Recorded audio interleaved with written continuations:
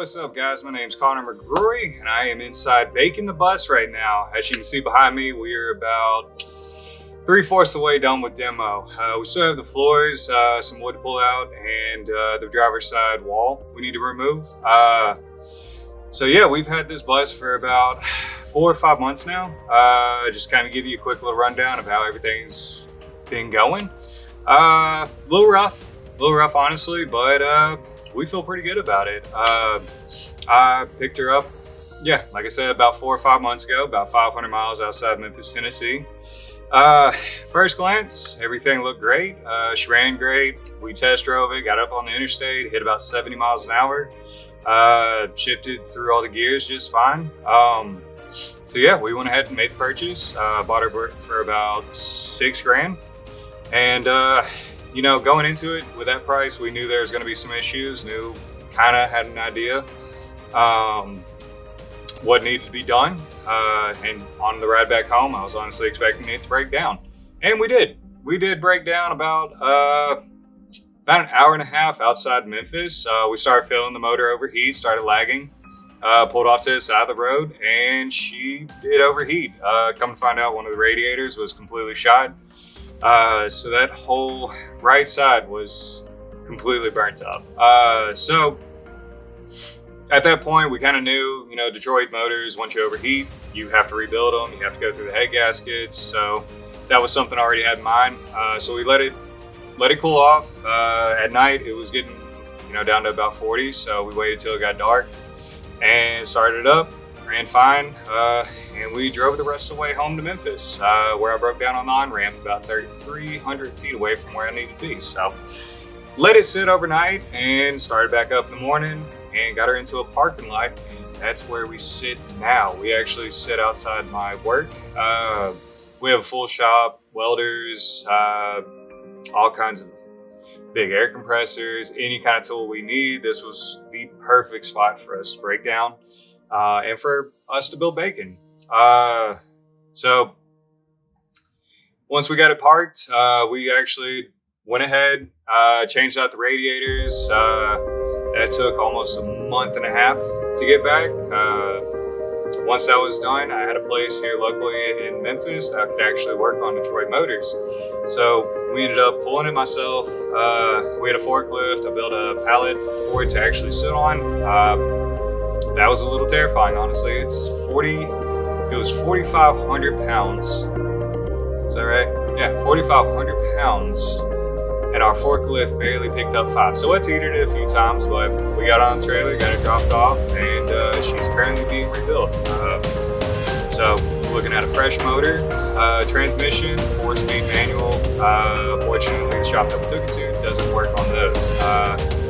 Since it is a manual, I don't think there's going to be too many issues with it. We're getting the flywheel replaced.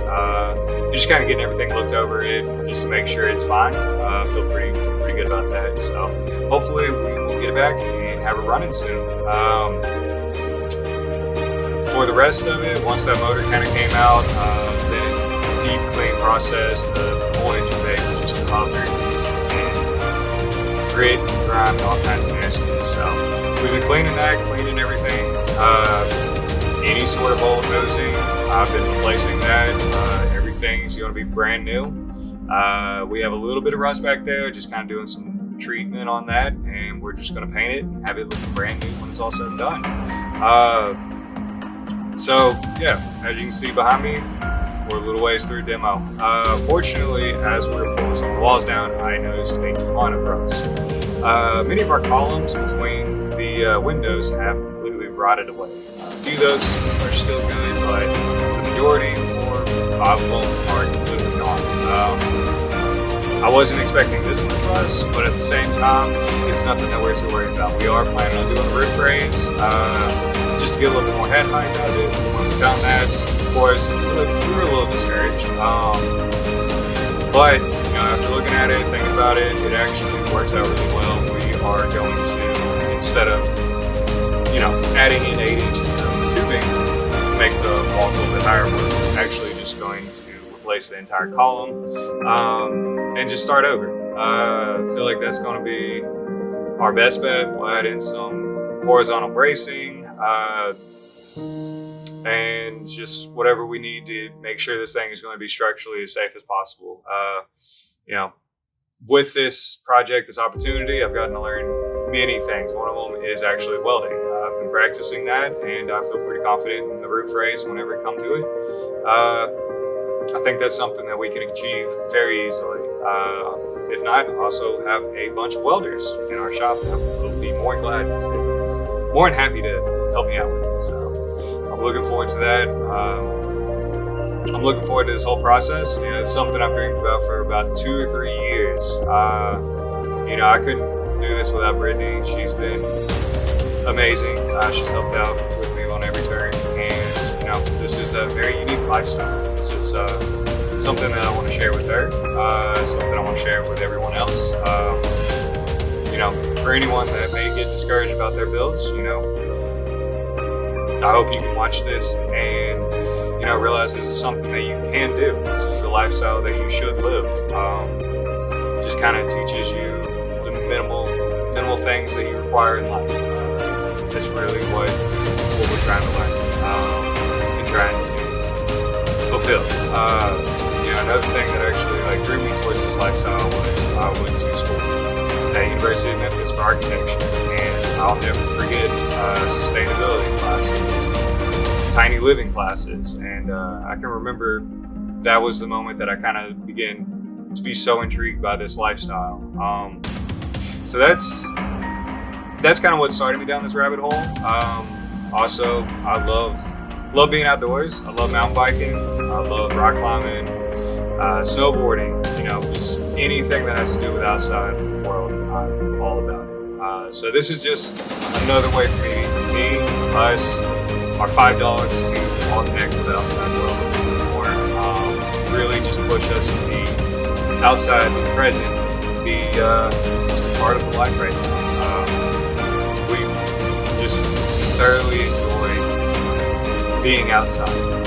So that's something that we really look forward to this. Look forward to traveling in it, of course. You know, this is a 40-foot bus. This is something that we can live comfortably in. We thought about doing something a little bit smaller, but between the 5 dogs, between all the hobbies, we couldn't imagine having a better fit for us. We have 3 large undercarriage storage. You know, it's going to house some of our electrical, our plumbing, everything else, but we think there'll be enough room to, you know, house all of our bikes, our snowboards, any kind of hiking gear, camping gear. We fell in love with this bus, and I think this is the bus that's going to fit us. Also, if you're wondering about the name Bacon, it was written on the side of the bus. I didn't realize that when I first bought it until I sent the picture to B, and she's like, "Oh, look, it already has bacon on the side of it," and that's just kind of how that happened. And the name ended up sticking. I feel like it's very fitting considering how much rust is on this thing. But yeah, we're really hoping we can have bacon done in about a year. So if you don't mind, hit the like button, share, post us, just kind of spread the words. We're really just hoping to reach out there and just inspire people to follow in our footsteps, to better their lives, to take that chance. If this is something that you're scared to do, you know, I did it. I was terrified. I was honestly terrified. I was sick to my stomach when I decided to do this, when I bought that bus. That whole drive home, 500 miles, I had 14 hours to rethink my whole life, and I couldn't be any happier.